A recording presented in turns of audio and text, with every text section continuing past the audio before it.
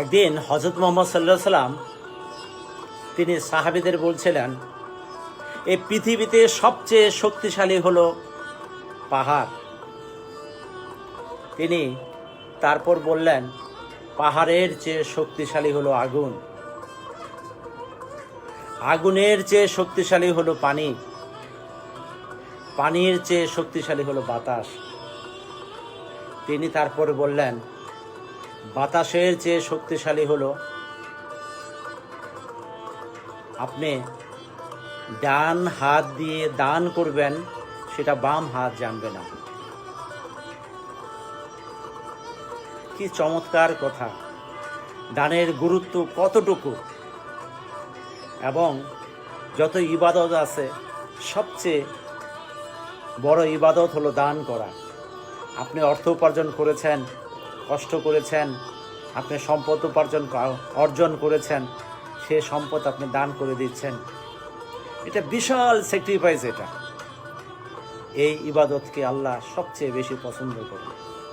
আপনি কি জানেন, একজন দানবীরকে দিয়ে আল্লাহ দোজখ উদ্বোধন করবেন? কোন সে দানবীর?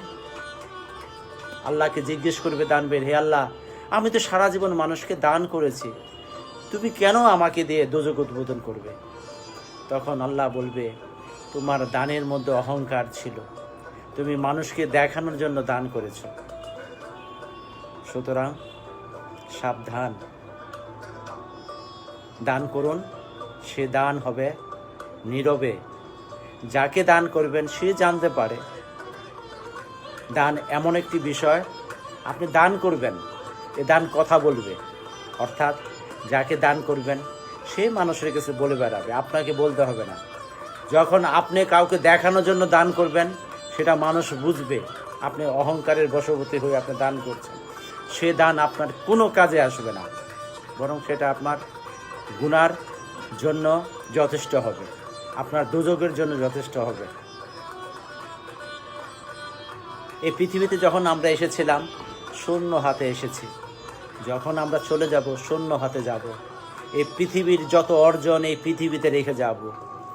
আমি আপনি যদি দান করতে পারি, মানুষের জন্য বিলিয়ে যেতে পারি আমাদের সম্পদ, অর্থ, জ্ঞান, বুদ্ধি, আমাদের অর্জন, পরিশ্রম, সেটাই হবে জীবনের সার্থকতা। আসুন আমরা দানের পথে চলি, আল্লাহর পথে চলি, ইসলামের পথে চলি, মানুষকে ভালোবাসি, গরিবকে ভালোবাসি। এমন কোনো কাজ যাতে আমরা না করি যে গরিবের অর্থ আমাদের ঘরে প্রবেশ করে, গরিবের থেকে লুট করা অর্থ আমাদের রিজিকের ব্যবস্থা করে দেয়। ধন্যবাদ।